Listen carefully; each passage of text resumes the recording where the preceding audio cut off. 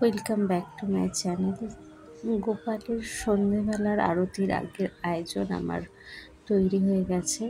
দেখতেই পাচ্ছ আমি এখানে সব তালের বড়া, তালের লুচি, মালপোয়া আর তার সঙ্গে নানান রকমের মিষ্টি, পায়েস, খিচুড়ি, ভাজা দিয়ে আমি ভোগ লাগিয়ে দিয়েছি গোপালকে।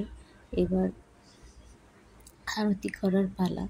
আসলে সন্ধে হয়ে গেছে প্রায়, আর আস্তে আস্তে সবাই আসতে শুরু করবে। তার আগে আমি একটুখানি তোমাদের সবার সঙ্গে শেয়ার করে নিচ্ছিলাম যে গোপালকে আমি কীভাবে সাজিয়েছি। এখানে আমি একটুখানি কতগুলো ফ্লোটিং ক্যান্ডেল আমি সাজানোর জন্য রেখেছিলাম, সেগুলোই আগে ধরিয়ে নিচ্ছে আরতির আগে, দেখতে একটু ভালো লাগবে।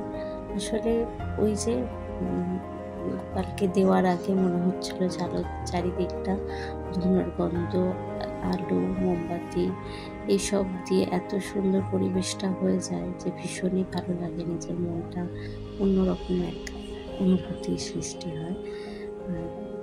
যেহেতু অনেক বছর ধরেই আমি বাড়িতে গোপালের পুজোটা করি, হ্যাঁ, খুব নিয়ম নিষ্ঠা সব পুরোটা করে হয়তো উঠতে পারি না, তবে ওই যে ঠাকুরকে ডাকার তো কোনো আলাদা নিজের মনের মতন করে ঠাকুরকে ডাকা যায়।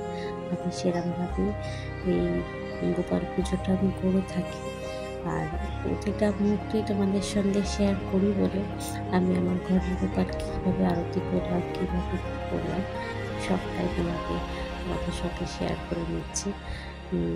লাড্ডু গোপাল তোমাদেরকে সবাইকে ভালো রাখুক, সুস্থ রাখুক, খুশি রাখুক, আনন্দে রাখুক। আমার বাড়িতে এই যে সব আমার কৃষ্ণ ঠাকুরদের নিয়ে তাদের মায়েরা সব চলে এসছে। আমরা সবাই মিলে খুব আনন্দ করেছি, খুব মজা করেছি এই দিনটাতে। ভিডিওটা ভালো লাগলে তোমরা প্রত্যেকে একটু লাইক করে, সাবস্ক্রাইব করে আর বেল আইকনটাকে তোমরা টিপে দেবে, যাতে আমি ভিডিও করলে তোমাদের আগে সবার কাছে সবার আগে পৌঁছে যায় আমার ভিডিওটা। নতুন ভিডিও নিয়ে আবার খুব তাড়াতাড়ি চলে আসবো। আজকের জন্য টাটা।